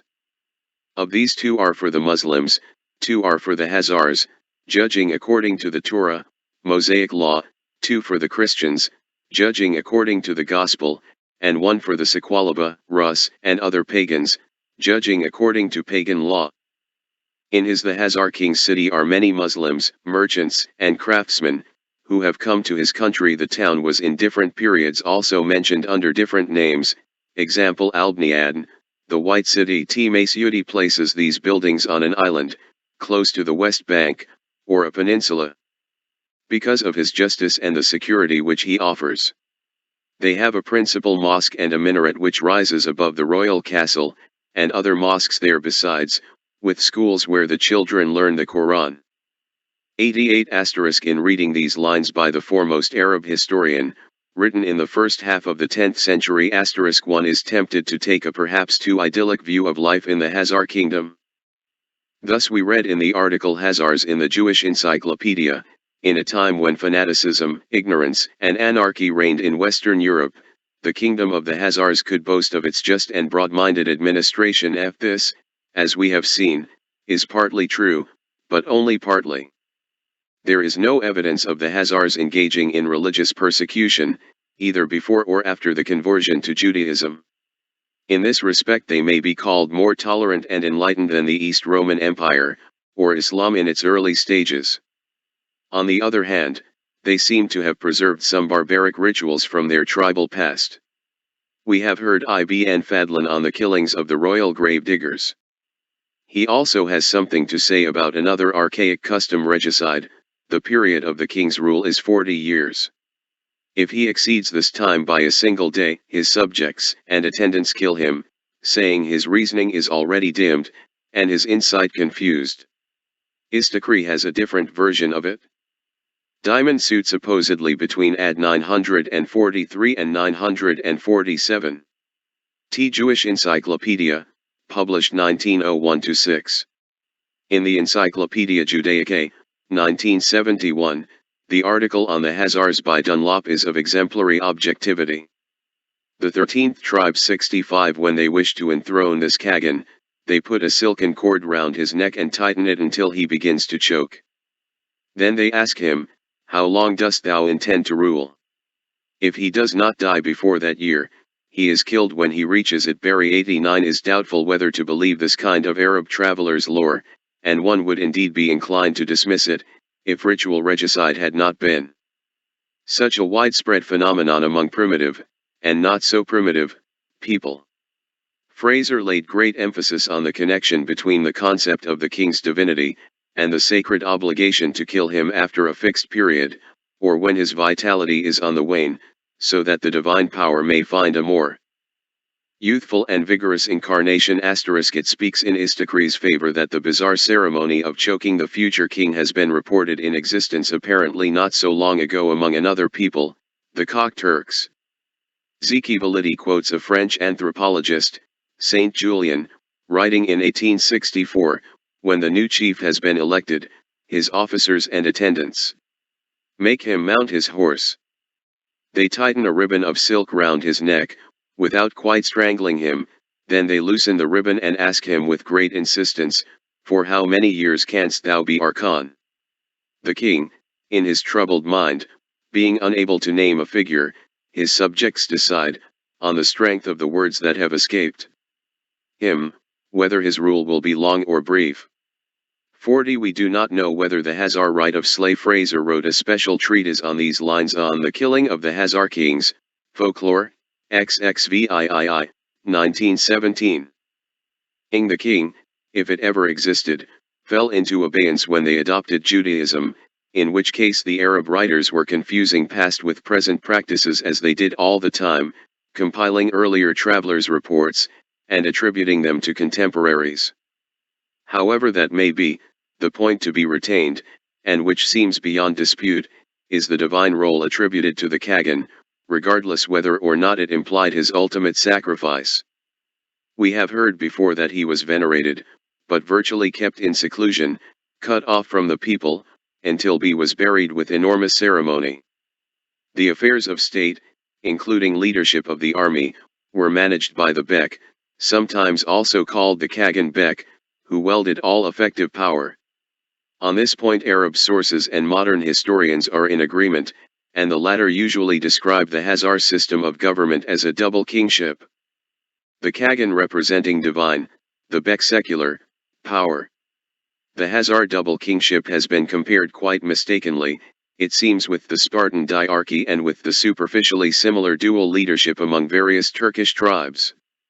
However, the two kings of Sparta, descendants of two leading families, wielded equal power, and as for the dual leadership among nomadic tribes *, there is no evidence of a basic division of functions as among the Hazars. A more valid comparison is the system of government in Japan, from the Middle Ages to 1867, where secular power was concentrated in the Alfoldi, has suggested that the two leaders were the commanders of the two wings of the horde, quoted by Dunlop, p. 159, and 123. The 13th tribe 67 hands of the shogun, while the Mikado was worshipped from afar as a divine figurehead. Castle 41 has suggested an attractive analogy between the Hazar system of government and the game of chess. The double kingship is represented on the chessboard by the king, the Kagan, and the queen, the Bek. The king is kept in seclusion, protected by his attendants, has little power and can only move one short step at a time. The queen, by contrast, is the most powerful presence on the board, which she dominates. Yet the queen may be lost and the game still continued, whereas the fall of the king is the ultimate disaster which instantly brings the contest to an end. The double kingship thus seems to indicate a categorical distinction between the sacred and the profane in the mentality of the Hazars. The divine attributes of the Kagan are much in evidence in the following passage from Ibn Hawkal *: the Kagan must be always of the imperial race Istakri, of a family of notables. 41 *: no one is allowed to approach him but on business of importance, then they prostrate themselves before him, and rub their faces on the ground, until he gives orders for their approaching him, and speaking. When a Kakan dies, whoever passes near his tomb must go on foot, and pay his respects at the grave, and when he is departing, must not mount on horseback, as long as the tomb is within view. So absolute is the authority of this sovereign, and so implicitly are his commands obeyed, that if it Ibn Hawkal, another much-traveled Arab geographer and historian, wrote his Oriental geography around AD 977. The passage here quoted is virtually a copy of what Istakri wrote 40 years earlier, but contains less obscurities, so I have followed Uzli's translation, 1800, of Ibn Hawkal. Trusted, to a mere figurehead. This is a hypothesis as good as any other and with as little evidence to support it. Yet it seems probable that the two events, the adoption of Judaism and the establishment of the double kingship, were somehow connected. Before the conversion, the Kagan was still reported to play an active role as, for instance, in his dealings with Justinian. To complicate matters further, the Arab sources sometimes refer to the Kagan when they clearly mean the Bek, as Kagan was the generic term for ruler among many tribes, and they also use different names for the Bek, as the following list shows, after Minersky, Hudud al-Adam, p. 451 Constant Porphyr. Ibn Rust Masyudi Istakbri Ibn Hunkal Gardeza Kakan Hazar Kakan Malik K Hatar Kakan Hazar Kakan Bek Avsha Malik Kakan Katarv Malik Hazar or Bek Ayhat Tthc. Order of the rulers appears to have been switched. And conversion, the religion of the Hebrews, writes Berry, had exercised a profound influence on the creed of Islam, and it had been a basis for Christianity. It had won scattered proselytes, but the conversion of the Hazars to the undiluted religion of Jehovah is unique in history. 1. What was the motivation of this unique event? It is not easy to get under the skin of a Hazar prince covered, as it was, by a coat of mail. But if we reason in terms of power politics, which obeys essentially the same rules throughout the ages, a fairly plausible analogy offers itself. At the beginning of the 8th century, the world was polarized between the two superpowers representing Christianity and Islam. Their ideological doctrines were welded to power politics pursued by the classical methods of propaganda, subversion and military conquest. The Hazar Empire represented a third force, which had proved equal to either of them, both as an adversary and an ally. But it could only maintain its independence by accepting neither Christianity nor Islam, for either choice would have automatically subordinated it to the authority of the Roman Emperor or the Caliph of Baghdad. There had been no lack of efforts by either court to convert the Hazars to Christianity or Islam, but all they resulted in was the exchange of diplomatic courtesies, dynastic intermarriages, and Shiftinji military alliances based on mutual self-interest. Relying on its military strength, the Hazar kingdom, with its hinterland of vassal tribes, was determined to preserve its position as the third force, leader of the uncommitted nations of the steppes. At the same time, their intimate contacts with Byzantium and the Caliphate had taught the Hazars that their primitive shamanism was not only barbaric and outdated compared to the great monotheistic creeds, but also unable to confer on the leaders the spiritual and legal authority which the rulers of the two theocratic world powers, the Caliph and the Emperor, enjoyed. Yet the conversion to either creed would have meant submission, the end of independence, and thus would have defeated its purpose. What could have been more logical than to embrace a third creed, which was uncommitted towards either of the two, yet represented the venerable foundation of both? The apparent logic of the decision is of course due to the deceptive clarity of hindsight. In reality, the conversion to Judaism required an act of genius. Yet both the Arab and Hebrew sources on the history of the conversion, however varied in detail, point to a line of reasoning as indicated above. To quote Berry once more, there can be no question that the ruler was actuated by political motives in adopting Judaism. To the 13th tribe 73 embrace Mohammedanism would have made him the spiritual dependent of the caliphs, who attempted to press their faith on the Hazars, and in Christianity lay the danger of his becoming an ecclesiastical vassal of the Roman Empire. Judaism was a reputable religion with sacred books which both Christian and Mohammedan respected. It elevated him above the heathen barbarians, and secured him against the interference of caliph or emperor. But he did not adopt, along with circumcision, the intolerance of the Jewish cult. He allowed the mass of his people to abide in their heathendom and worship their idols. 2. Though the Hazar court's conversion was no doubt politically motivated, it would still be absurd to imagine that they embraced overnight, blindly, a religion whose tenets were unknown to them. In fact, however, they had been well acquainted with Jews and their religious observances for at least a century before the conversion, through the continued influx of refugees from religious persecution in Byzantium, and to a lesser extent from countries in Asia Minor conquered by the Arabs.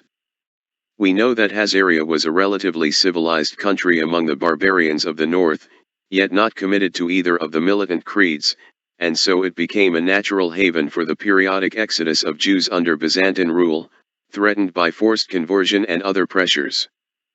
Persecution in varied forms had started with Justinian I, 527–65, and assumed particularly vicious forms under Heraclius in the 7th century, Leo III in the 8th, Basil and Leo TV in the 9th, Romanus in the 10th. Thus Leo III, who ruled during the 2 decades immediately preceding the Hazar conversion to Judaism, attempted to end the anomaly of the tolerated status of Jews at one blow, by ordering all his Jewish subjects to be baptized. Although the implementation of the order seemed to have been rather ineffective, it led to the flight of a considerable number of Jews from Byzantium. Maciudi relates, in this city Hazaranit flow are Muslims, Christians, Jews, and pagans. The Jews are the king, his attendants, and the Hazars of his kind. The king of the Hazars had already become a Jew in the caliphate of Harun al-Rashid, and he was joined by Jews from all lands of Islam and from the country of the Greeks Byzantium. Indeed, the king of the Greeks at the present time, the year of the Hijra 332 AD 943–4, has converted the Jews in his kingdom to Christianity by coercion. Thus many Jews took flight from the country of the Greeks to Hazaria. The last 2 sentences quoted refer to events 200 years after the Hazar conversion, and show how persistently the waves of persecution followed each other over the centuries. But the Jews were equally persistent. Many endured torture, and those who did not have the strength to resist returned later on to their faith like dogs to their vomit, as one Christian chronicler gracefully put it. 4. Equally picturesque is the description of a Hebrew writer of one method of forced conversion used under the Emperor Basil against the Jewish community of Auria in southern Italy, Le, presumably the ruling tribe of White Hazars. See above. Chapter I, 3. He, between AD 786 and 809, but it is generally assumed that Maciudi used a convenient historical landmark and that the conversion took place around AD 740. The 13th tribe 75. How did they force them? Anyone refusing to accept their erroneous belief was placed in an olive mill under a wooden press, and squeezed in the way olives are squeezed in the mill. Another Hebrew source 6 remarks on the persecution under the Emperor Romanus, the Greek king to whom Maciudi refers, and afterwards there will arise a king who will persecute them not by destruction, but mercifully by driving them out of the country. The only mercy shown by history to those who took to flight, or were driven to it, was the existence of Hazaria, both before and after the conversion. Before, it was a refugee haven; after, it became a kind of national home. The refugees were products of a superior culture, and were no doubt an important factor in creating that cosmopolitan, tolerant outlook which so impressed the Arab chroniclers quoted before. Their influence and no doubt their proselytizing zeal * would have made itself felt first and foremost at the court and among leading notables. They may have combined in their missionary efforts theological arguments and messianic prophecies with a shrewd assessment of the political advantages the Hazars would derive from adopting a neutral religion. The exiles also brought with them Byzantine arts and crafts, superior methods in agriculture and trade, and the square Hebrew alphabet. This was an age when converting unbelievers by force or persuasion was a foremost concern. That the Jews, 2. Indulged in it is shown by the fact that, since the rule of Justinian, Byzantine law threatened severe punishments for the attempt to convert Christians to Judaism, while for Jews molesting converts to Christianity the penalty was death by fire. Scharf, p. 25.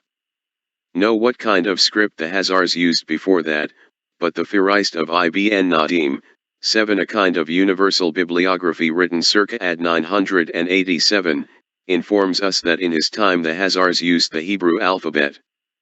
It served the dual purpose of scholarly discourse in Hebrew, analogous to the use of medieval Latin in the West, and as a written alphabet for the various languages spoken in Khazaria, analogous to the use of the Latin alphabet for the various vernaculars in Western Europe. From Khazaria the Hebrew script seemed to have spread into neighboring countries. Thus Spolson reports that inscriptions in a non-Semitic language, or possibly in two different non-Semitic languages, using Hebrew characters were found on 2 gravestones from Phanagoria and Parthanit in the Crimea. They have not been deciphered yet. *8.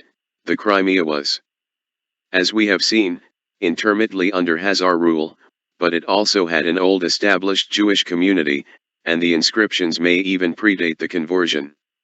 Some Hebrew letters, Shin and Tzadi, also found their way into the Cyrillic alphabet registered, and furthermore, many Polish silver coins have been found, dating from the 12th or 13th century, which bear Polish inscriptions in Hebrew lettering, example Leszek Król Polski Leszek King of Poland, side by side with coins inscribed in the Latin alphabet. Polyak comments, these coins are the final evidence for the spreading of the Hebrew script from Khazaria to the neighboring Slavonic countries.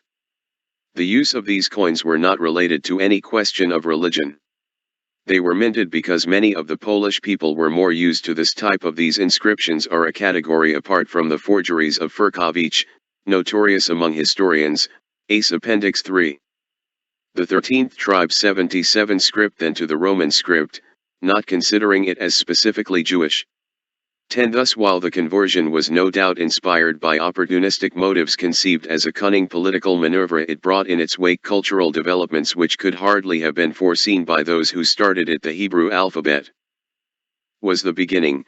3 centuries later the decline of the Khazar state is marked by repeated outbreaks of a messianic Zionism, with pseudo-messiahs like David Lroi, hero of a novel by Disraeli, leading quixotic crusades for the reconquest of Jerusalem. After the defeat by the Arabs in 737, the Khagan's forced adoption of Islam had been a formality most instantly revoked, which apparently left no impression on his people.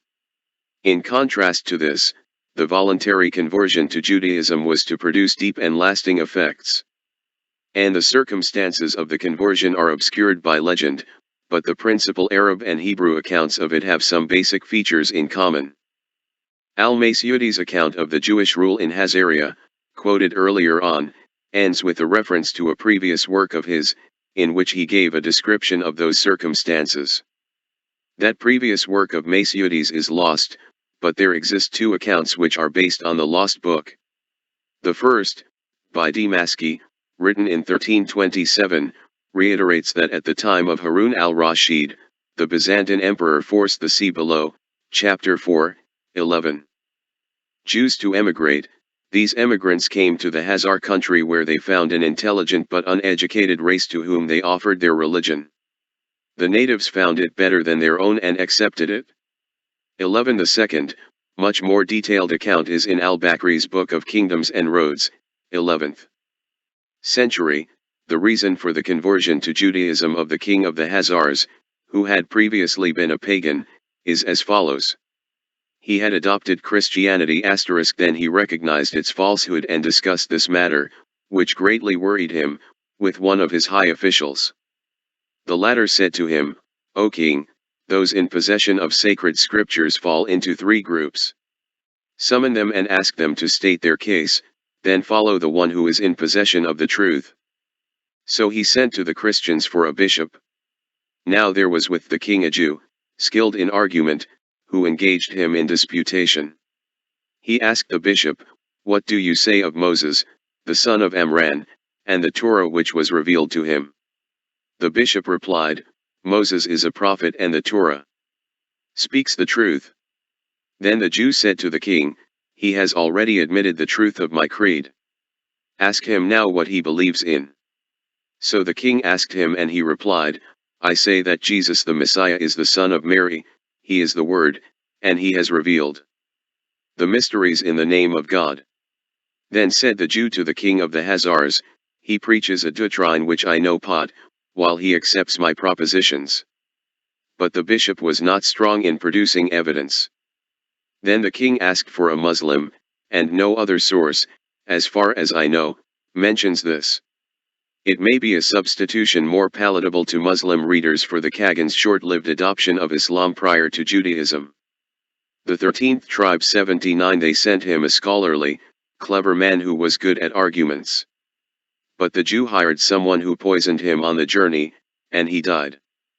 And the Jew succeeded in winning the king for his faith, so that he embraced Judaism.